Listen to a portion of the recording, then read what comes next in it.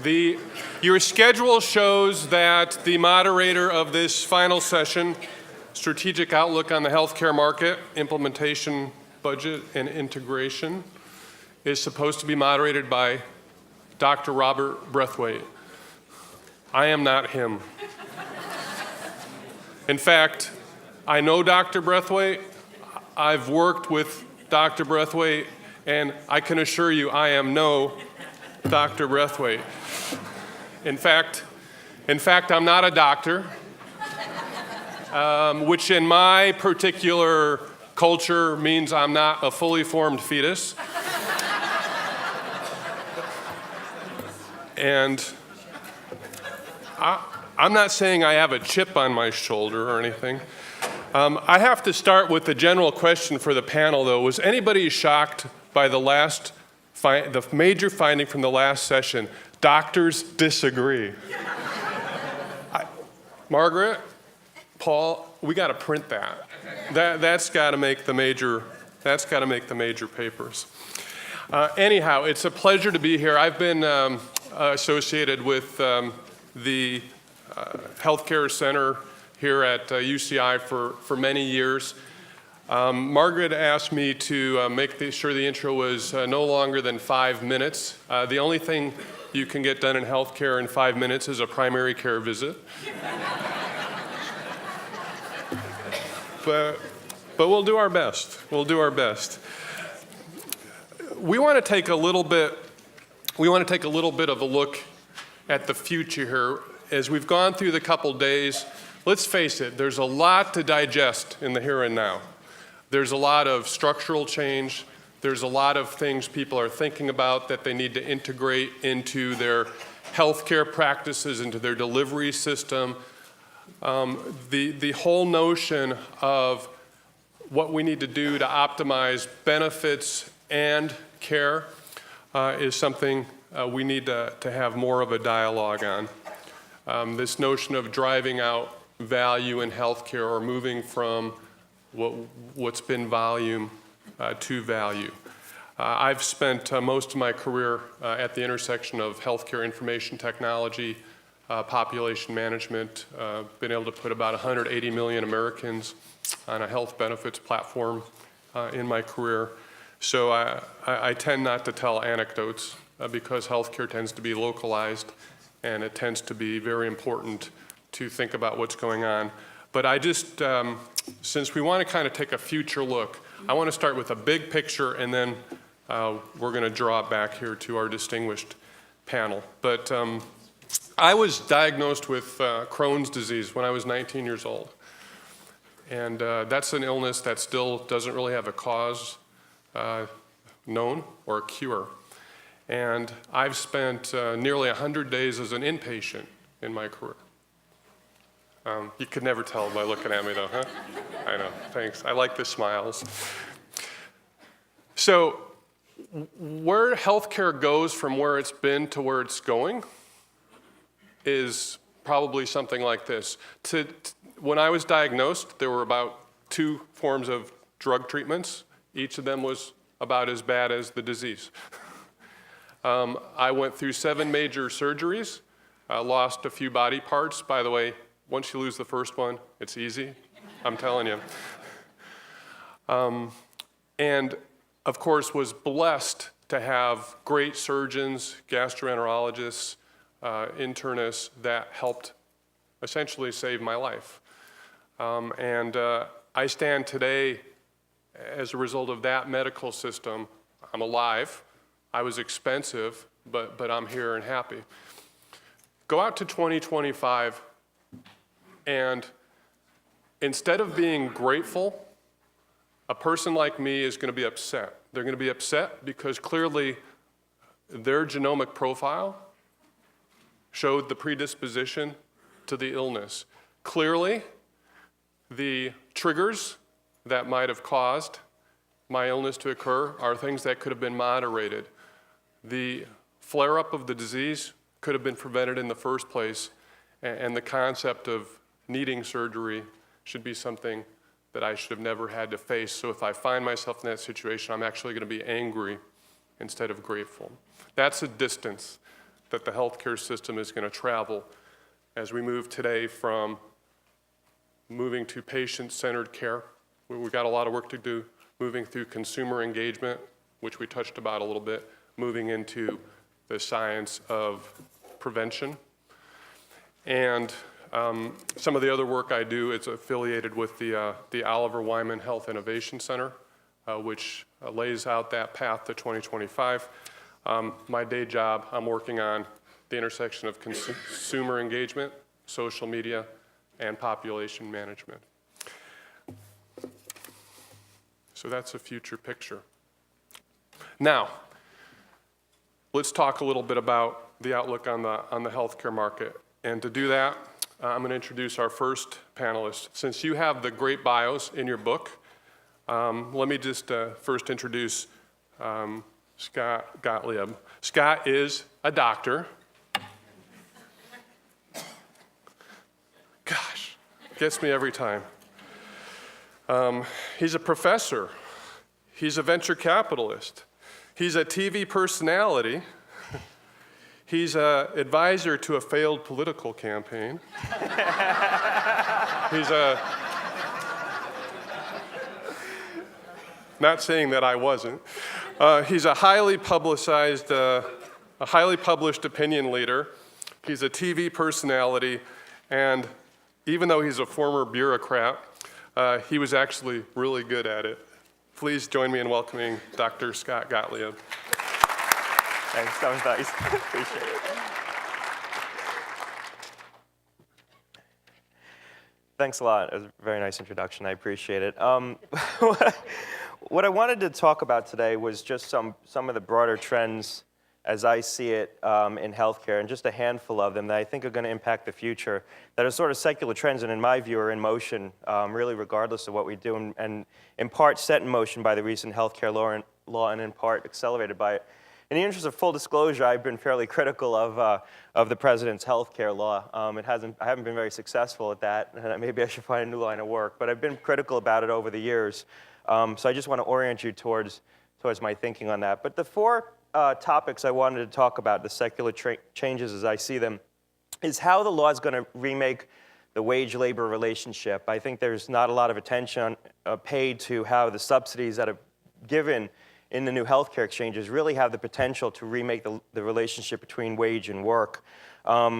Second, and we've talked about it here today, some and yesterday, reduced physician productivity. I think that there are some issues here that we're not fully appreciating in terms of what's going to happen as the system gets more capitated and productivity declines. And if you believe the only way to solve our long-term fiscal problems when it comes to healthcare is to get more healthcare for every dollar of GDP that we spend, the last thing you want to do is try to implement reforms that are going to reduce productivity within the sector. I think that there are ways to mitigate it, but I think that there is at least a trajectory towards reduced productivity. The third is the hollowing out of insurance policies. I think that one of the things we're going to see is that as people move to the exchange-based coverage, that, as well as other provisions in the healthcare law, is going to leave a lot of people. It will insure some new people for certain. There'll be new people on Medicaid and new people who get subsidies to buy coverage in the exchanges, but there'll be a lot of existing people who have present coverage in the market who will see themselves on degraded plans. And I'll walk you through a couple places where I think that's going to happen. And then finally, just the notion of who's the purchaser in the healthcare system, I think, is going to change dramatically. And it's something I think that people in the physician side of the market grasp and people on the healthcare services side of the market grasp. When I talk to drug makers and medical products developers, and I spend a lot of time talking to them, I don't think they really fully understand how the marketplace, in terms of how they sell their products to and who they're selling them to, is going to change quite dramatically. So on the first issue, the wage-labor relationship, this is just some data I put up here. I feel like Marco Rubio up here with my water. You know, when you look at how the subsidies flow in the exchange, it's not a sort of smooth curve in terms of where you are in your income level and what your subsidy is. There's basically cliffs. So as you fall through certain income thresholds, or as you move up the income ladder, your subsidies go down. And in some of those cliffs, it's quite dramatic. The net effective tax rate on about $2,000 or $3,000 of incremental income can be over 50%. And so what I think is going to happen, what you're going to see in the marketplace, is you're going to see people get sticky around certain bands of income. And these income thresholds were set in certain places for a reason, because demographically there's a lot of people above or below a certain threshold of income. But a lot of people aren't going to want to move up the income ladder unless they can blow definitively through one of these thresholds to offset the reduced subsidy that they're going to get for healthcare coverage. And it's going to create a lot of sticky relationships, and you're going to see a lot of businesses start to trade other things for salary to keep people below these thresholds. There's a lot of attention being paid right now to businesses that are saying they're going to cut workers' hours from 40 hours to 30 hours to stay out of the mandates, or reduce their total headcount below 50, again, to stay out of the mandated coverage. I think the larger story is going to be what happens to the wage-labor relationship and how people get sticky at certain bands of income. And we haven't really thought through what the implications of this are on sort of a more macro economic level, but I think we're going to have to start doing that. This is, of course, dependent upon just how many people end up in the exchanges. And so if you believe today that the exchanges are just going to be relatively small markets, maybe people who are uninsured, people from the individual market migrating into the exchanges, some people from the small group markets, probably not as much of an issue. But if you believe, as I do, that over time a lot of big businesses are going to put people into the exchanges because it's just going to be a better economic deal for them, especially businesses that have a lot of people who are lower income workers, families of four earning $40,000, $50,000 a year, middle income, lower middle class, the economic benefits of putting those folks into the exchanges is just going to be too seductive for the businesses and, frankly, for the individual as well, because the subsidy they're going to get for going into the exchange is going to be a lot better than the implicit subsidy they get by their ability to use after-tax dollars to buy their current health insurance through work. So I think we need to think about what's going to happen wage structure. And this is just some data. Some of you might tell I got it from one of the Senate committees, and maybe some of you can figure out which Senate committee it came from by the fact that it's an Iowa law grad. But this just shows you some of what happens as you move through these income levels in terms of your subsidy going down. Just to give you sort of one example, a family of four earning $40,000 a year to buy about a $14,000 plan will get a subsidy of around $12,000 to buy that plan. If they go up to $60,000 a year, that subsidy falls below $8,000. So they're going up $20,000 in income, losing $4,000 or $5,000 in subsidy, paying taxes on an incremental income also. They're in probably a 20% tax bracket. So the net effective tax rate on an incremental income could be quite substantial, disproportionate to what their tax bracket is. So a real disincentive to earn that incremental income, certainly a disincentive to work overtime and earn small increments of income that might push you through that threshold. If you're going to go through the threshold and have your subsidy reduced, you want to go through it definitively. Unfortunately, most people don't have that ability. Most people are hourly employees, work in relationships where their wages are paid that way. They don't have the ability to definitively increase their income. The second issue I wanted to talk about, the second secular trend I think that we're going to see, is diminished physician productivity. There's a lot of data, and I'm putting together an article for the Wall Street Journal about this right now, an op-ed about the data looking at reduced physician productivity as doctors move into owned and capitated relationships. And a lot of companies, I've seen a lot of internal data from companies that are in the marketplace buying physicians, and they have that data. And they have it down to a science. They know how many fewer caths are going to be performed each week by interventional cardiologists once they buy that practice, and they factor it in. The hospitals, I think, that are buying the practices right now, so this becomes part of the hurdle rate for acquiring a practice. The hospitals that are buying these physician practices right now have the luxury of being able to layer on top of that increased reimbursement that they could potentially capture because of the arbitrage between the Part A and Part B billing system. But I assure you that's going away. Medicare is well aware that they're paying more on the inpatient side than the outpatient side for the same services, and that will get sanded down over time. And so some of those relationships might not look that beneficial. When I talk about this in Washington, people say that the diminished productivity is just doctors doing too many procedures because it's wasteful, because they're paid on a fee-for-service basis, so they do too much. And now we'll ratchet them back to an appropriate level of care, so it's not really lost productivity, it's actually getting rid of the waste. I think that there might be an element of truth in that for sure, but I think a little bit of that, or a lot of it, is wishful thinking. And then the other retort I get when I bring this up is, well, we'll just better manage the physicians, we'll incentivize them so they won't have reductions in productivity. There's been a lot of discussion how hard it is to manage knowledge-based workers generally, certainly how hard it is to manage physicians, and then you factor into that, whether or not we think hospitals are generally good managers of knowledge-based workers or physicians or above average in the marketplace, I would probably submit they're certainly not above average in terms of managing knowledge-based workers. You have a real potential that you could have a slow, gradual decline in productivity, or really a one-time adjustment that could cause costs to go up quite dramatically. I think it's probably not the case that these new arrangements are going to improve productivity, and they have the potential to decrease it. And it's interesting to look at the data, and there's a lot of plans in the room, and I'm sure they have their own data. And if anyone wants to give me some data, I can put it in my op-ed in a very de-identified fashion. So I'm looking for good data, so I'll take anything you have. But there's a lot of data that the companies generate in terms of what their expectations are once they buy these practices, and it's somewhat discouraging. The third secular trend I wanted to talk about was just the hollowing out of insurance, and I wrote on this a little bit this week in the New York Post. In that article, I wrote about the fact that children who have private coverage through the Children's Health Insurance Program, CHIP or S-CHIP, if their parents earn between 100% and 133% of the federal poverty level, they'll be automatically put into Medicaid.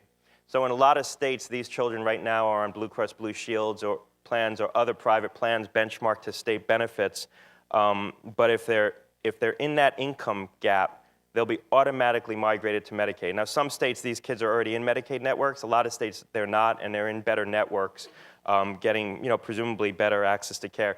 This was a provision in the law. It was separate from the Medicaid expansion. The idea was that as you expanded Medicaid up to 133%, the people who architected that wanted the children to migrate with the parents, presumably to make managed care schemes easier. You'd be able to put the whole family into the same Medicaid managed care network. But it was separated in the law from that Medicaid provision. So when the Supreme Court ruled on that provision and gave states flexibility to refuse to expand their Medicaid programs, this was unaffected by that. So this provision stands apart in the law, so the kids will automatically be put into Medicaid. It's just one anecdote, and there's a lot of these little things in the law. One anecdote of where you're going to see people's insurance coverage, frankly, degraded. I mean, when I bring this up with Families USA and a lot of liberal groups, they'll argue with me that Medicaid might be a more appropriate benefit for a low-income family because there's fewer out-of-pocket costs, and that's certainly true. But in a lot of states, the Medicaid networks are very difficult to access. Certainly in places where I practiced, I can't get my Medicaid patients outpatient procedures very easily, sometimes at all. I have to beg physicians to take them. And so you certainly have the possibility that at least in some, if not a lot of states where these kids were previously in private coverage, they're going to see reduced access by being migrated into the Medicaid networks. There's other little anecdotes like this in the law. The Medicare dual eligibles are being turned over to the states in a demonstration program that's grown beyond a demonstration program to be managed by the states. Some states are putting these beneficiaries directly into Medicaid networks, and so certainly potential to degrade their access to care. I think a lot of folks who are in the small group market, Morgan Stanley put out a report 2 weeks ago saying about 25% of the small group market will almost immediately move into the exchanges, more over time. And the individual market is almost going to immediately move into the exchanges once those exchanges get up and running. A lot of those folks are going to find themselves in health care plans offered in the exchanges that are very different. They have the potential to be very narrow network plans with a lot of co-insurance for going out of network. They're not going to be sort of Cadillac plans. There's a Cadillac tax. You'll see an end of those kinds of plans. And so you'll see a sort of sanding down, if you will, of the overall coverage schemes in this country for different groups of individuals that in the aggregate probably is going to form a large part of the market. And so what the law has done, in my view, is as we've tried to broaden out coverage, we've also sanded it down to a degree. And I'm not sure that trade-off had to be there, but I think the trade-off is implicit in the law.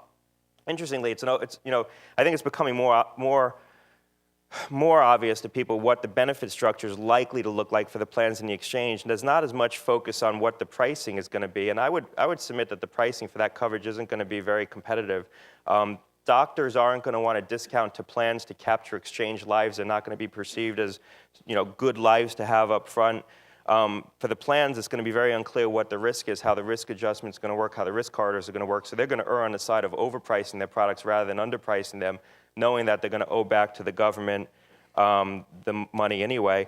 And the plans aren't going to want to create an arbitrage out of their lucrative small group market. So they're going to price these products competitively relative to the small group, the employer-based market. They're not going to want to heavily discount the exchange-based plans just to capture exchange lives that might not be lucrative lives to have in the plans anyway. So, and they'll want to create reduced incentive for employers to drop. So it's just a long way of saying I think that you're likely to see not a lot of competitive pricing, at least up front for the exchange-based plans, kind of the opposite of what you wanted. Although there's mechanisms built into the law that I think over time will push down the prices.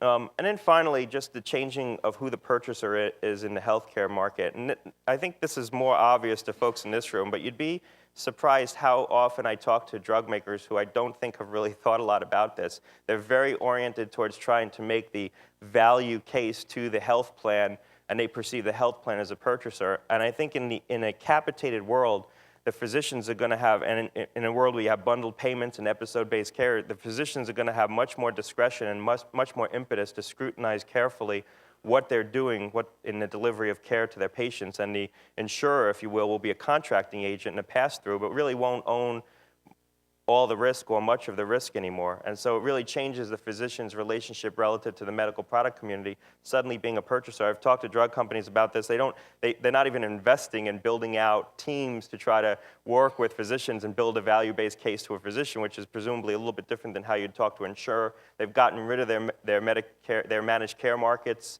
people who work with large employers and work with large groups to try to go in and make a case to get on formularies for people who self-insure. So I don't think the market's really thought about this a lot. I'll tell you, as I advise a venture capital firm, and the place where I'd be looking right now is how you can develop new ventures that market products, services to physicians to improve their productivity. Because if you're a large capitated group, or even a moderately sized capitated group, you're going to be looking for services, whether it's nurse call centers, other things, staffing models, IT interfaces that can help keep patients out of the office, keep them healthier, and improve your productivity as a physician in the office, because it's going to become more of a volume game in a capitated arrangements. And that's where I'd be looking for how you can develop new technology. I don't think there's as much thought given to this sort of macro picture outside of rooms like this, certainly not on the medical product side, but I think it's going to really transform the marketplace as we change the purchaser. With that, I'd like to close. Thanks a lot. How's that?